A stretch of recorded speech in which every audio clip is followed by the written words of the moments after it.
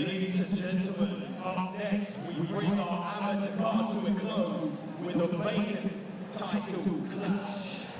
Allow me to introduce first of all to the blue corner, Jamie Kelly.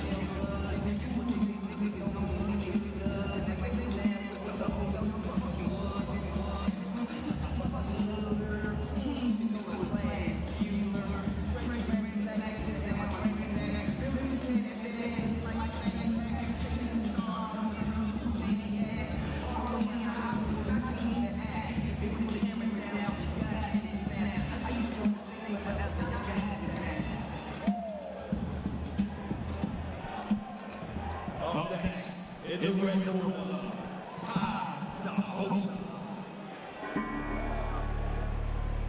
Yeah. I need you. I need you to hate me. So I'll give you for hating. No.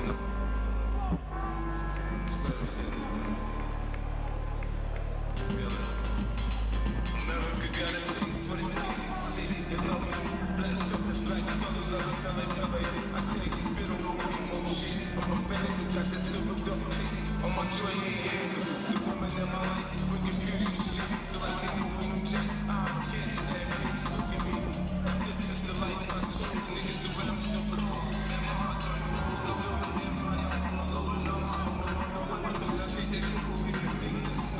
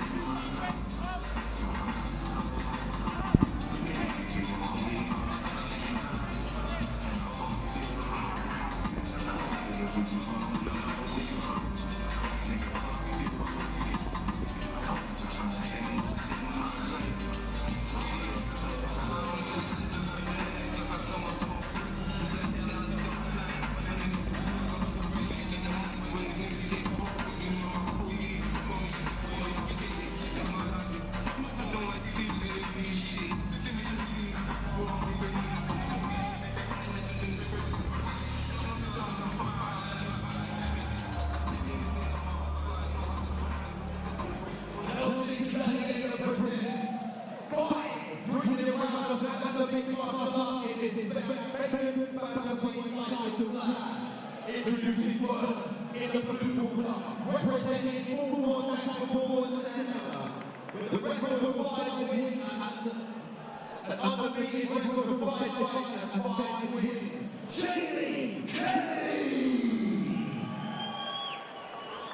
Across the cage, his opponent in the red corner, representing NVT with a record of 6 wins and 2 defeats, Pav Sahota! Let's get down to business. Well, ladies and gentlemen, we're at the business end of the amateur card, the Bantamweight title. Fighting out of the red corner, Pav Sahota representing ABT, a 6-4 record, and he takes on the Full Contact Performance Center's Jamie Kelly, fighting out of the blue corner. Jamie Kelly already has a number of regional amateur titles under his belt. See if we can't add looking to see if he can't add another. Yeah, two kids I've seen a fair amount of. I've trained with Pav a good few times, so this is definitely going to be a good fight. Both of them come out of incredibly good camps. AVT, Danny Mitchell, Jay Furness, and of course Stapes at the Full Contact Performance Center. So no lack of good coaching or training partners for either of these two. Two absolute powerhouses in UK MMA at the moment, especially in the north of England. Jamie Kelly, a very fluid striker, but seems to be eating a lot more punches than he's used to. Both guys like to switch as well. You'll see both guys switching up from southpaw orthodox. Both comfortable in either stance. Of course, two very different body types in there as well for bantamweight. Pav Sahota with a definite reach and height advantage on Jamie Kelly. He's looking for the takedown now. Oh, nice. Underneath the hips. Yeah, he gets it. Jamie Kelly was doing a really good job of closing the distance on the feet and getting his combinations off, but Pav's decided he wants this fight on the man. He's got the takedown now. And in the optimal place. He's got Jamie Kelly pushed up, head up against the cage. Very little room to maneuver. Yep. Hard to use your hips in this situation. Perhaps that shorter frame, Noah, you can see him trying to pull those legs down, try and get those feet on the hips, butterfly to push away. Yep. And he's managed to do so, but Pav wise to it and looking to pass.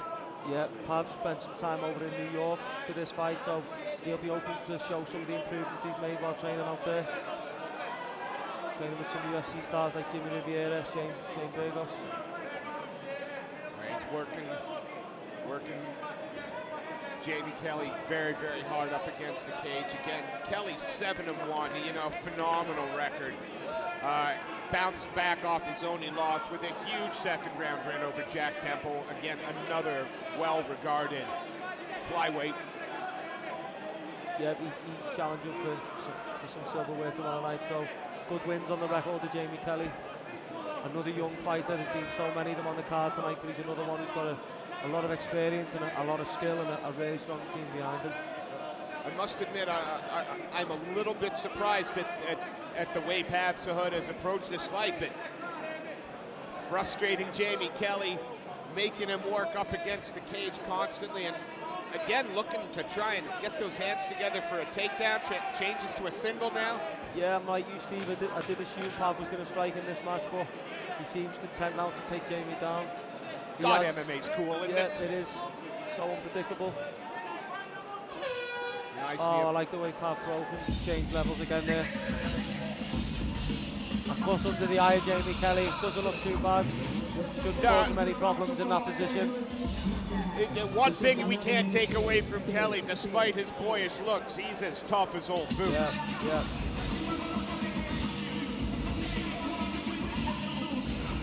Get kind of a feeling out round, you would think there. Is Pav, would you expect Pav to go back to the well, or do you think he's going to change? Now you're thinking clinch, I'm going to start striking. I don't know, it depends how he feels about that first round. How do you score that round, Steve? It was a really close round. It's a tight round. I think Pav was the one who controlled the pace and the position. If Pav's feeling the same as you, then we're probably going to see him implement the same strategy again this time round. I've been wrong before, though, Dean. Let's be honest. I've been wrong before. Yeah. I just think the tone of the fight was set by Pav in that round. The brother of Pav Sahota, Kiru in the corner. Our seconds are cleared by referee Nico Joka, and we get ready for the second of a potential 5. This amateur bantamweight title here at the Victoria Warehouse Celtic Gladiator 22, and start trading in the middle. Yeah. Oh! Wow, that was beautiful work. Yeah, nice combination. I thought the knee was going up to the head, but it obviously. A little bit of urgency about Jamie Kelly starting this second round. And now Pav working behind that length a little bit and then straight in. Beautiful time, and I thought he was going to let the left body kick go again, but he didn't. He went into the double leg, connected his hands as soon as he hit the fence, and Jamie Kelly's back on his back. Yeah, it was, again, just like at the end of that first, beautiful level change, but now with plenty of time to work. Yeah, Pav done something I like to do a lot there. He was looking for the pass, and often when you pass the guard in this situation, it frees up your opponent's hips to stand up. If they want to take guard or close guard or half guard, I'll give them it because they're accepting that they're on the back now. So Jamie Kelly's got a guard, but now he's accepting being on the bottom. And this is where Pav can start to let some shots go now. He might not be attacking jiu-jitsu, but he can certainly attack strikes from these positions. Again, Jamie back to the cage now. He's got an underhook. Can he build up? Sav's took his post out and he's looking for that wrist ride. Jamie's using a knee shield at the moment just to keep that little bit of space. Again, that little bit of height, that little bit of length that Pav has, is that proving a bit of an advantage here, allowing him to post out a little bit more? If I'm honest, maybe not so much in this exact situation. Sometimes it can be better to be the small frame when you're on the bottom here. You can curl up in a ball and build up with your underhook, but Pav's certainly coming off best so far in these exchanges. Again, staying busy on top, nothing wasted, not throwing anything needless, working the body. Yeah. Again, stuffing that head up against the cage. This is what you'd expect to see from two amateurs who've had 20-odd fights between them.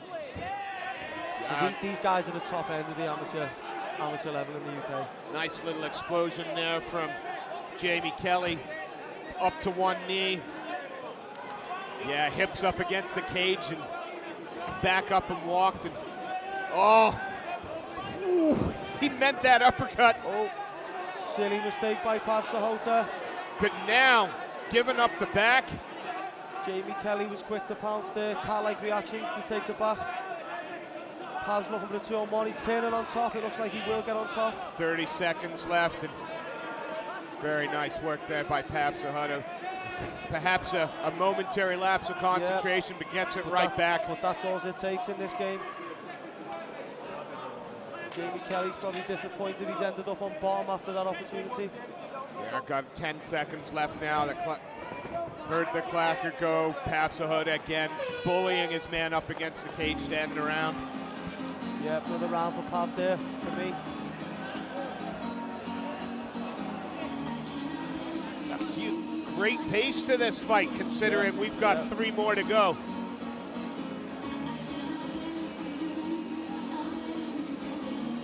Danny Mitchell in the corner. You know what? A lot of the amateur fights, you often do see the best guy win 3-3s.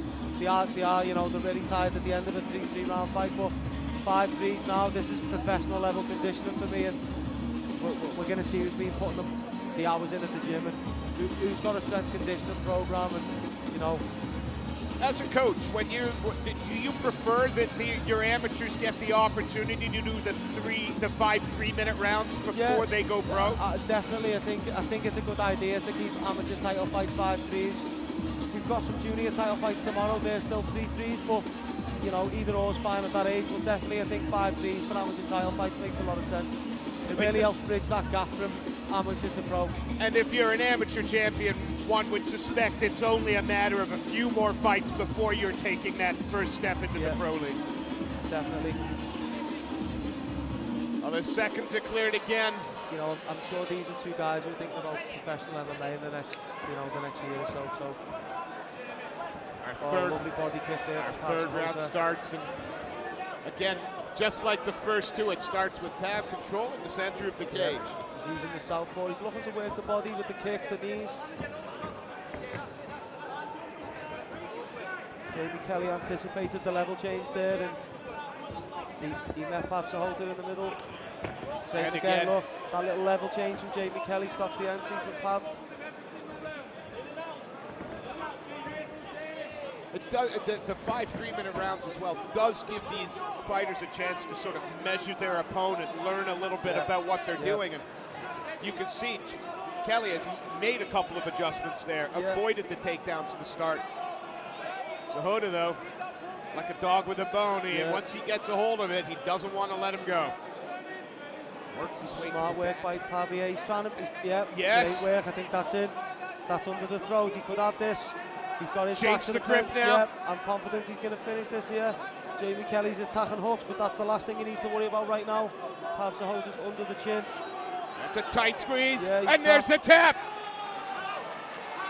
Pav Sahota, the AVT man, 7-4, and now your new Celtic Gladiator Amateur Bantamweight Championship. Pav will be over the moon with that win there. It was a good finish. Jamie Kelly's a top opponent. Yeah, against a top opponent. Just behind us, I've got the IMMAF gold medalist, champion Muhammad Makhayev, saying, hey, ladies and gentlemen. Telling me he wants these guys next. I don't know which one he wants.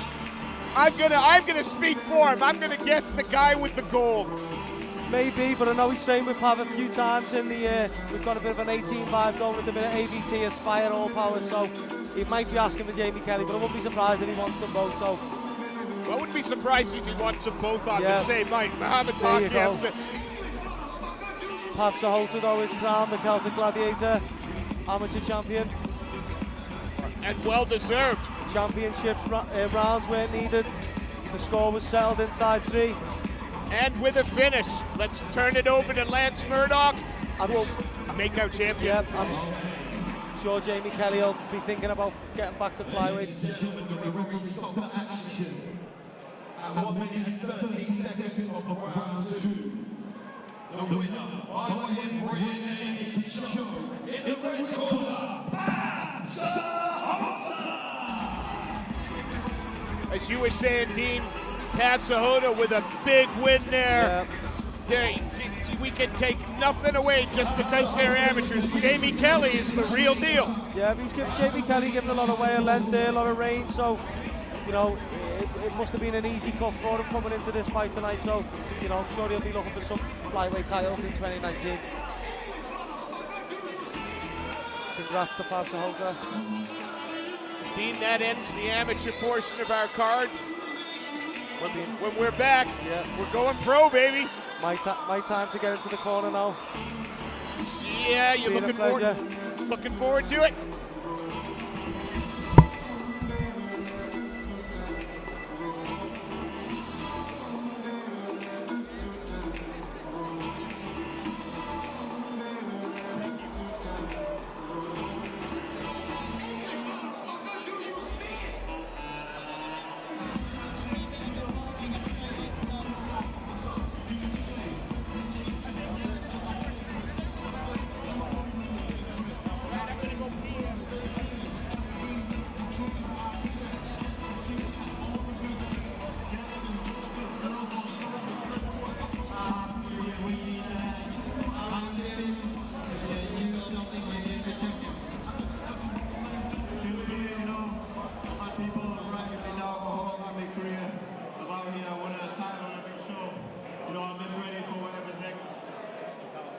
So you're 7, how long have you been training for?